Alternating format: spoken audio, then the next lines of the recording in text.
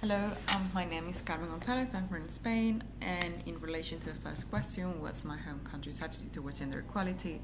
I have to say that from a legal and institutional perspective, Spain has developed a very progressive and liberal legal framework that supports gender equality and support both women and transgenders. However, there's still a lot that needs to be done, especially because when you look at the communities of the society and you scratch a little bit the surface, you realize that legal imperative that promotes gender equality in reality doesn't go hand by hand with what's going on the ground. There is still a lot of gender roles established. Transgender people are really not part of society at all. They tend to be accosted. They tend to have a double life. They're bullied. They're not only socially but also economically. Women still have glass ceiling. There is still a massive salary gap. There are certain roles in society or from an economic perspective that they're pretty much taken over by men, and other are only mainly driven by women. There's a lot that still needs to be done. Even the most basic level of gender equality, which is the right to life, is still threatened in Spain as in several ways.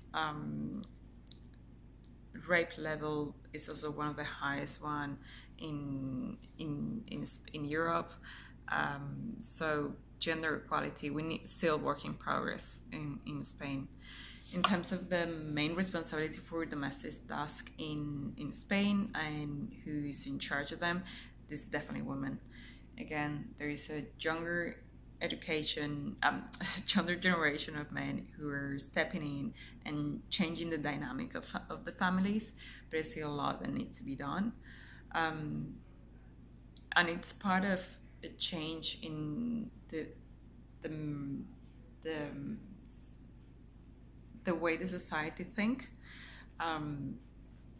It's not going to happen overnight, but there's still a lot that needs to be done, not only from a public point of view, but not from a private point of view. What are the companies doing in order to promote work-life balance? Definitely not enough. Whether if it's possible in my country for both men and women to have a career and raise a family at the same time, that's very difficult. Because there's no work-life balance whatsoever.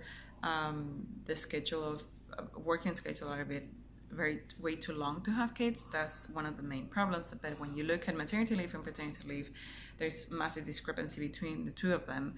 Paternity leave only covers 2 weeks, while the maternity leave covers 4 months, which is not enough to raise a kid. And certain roles when it comes to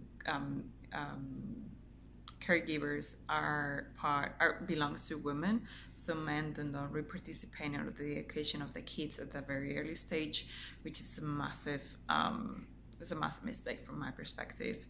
So that's pretty much the reason why I want to go to Oslo and participate in the gender equality experience, because I want to learn from such a progressive country like Norway about the public policies that are being implemented in order to achieve real gender equality, but also what are the companies doing from a private perspective, because that's a massive part of our interaction with society is where we work.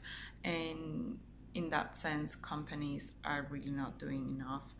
Most of the companies just stick to whatever the legal imperative says, without thinking what are the benefits of supporting women and transgender and including them in our society, and how is that translated economically in our business, right? Thank you very much.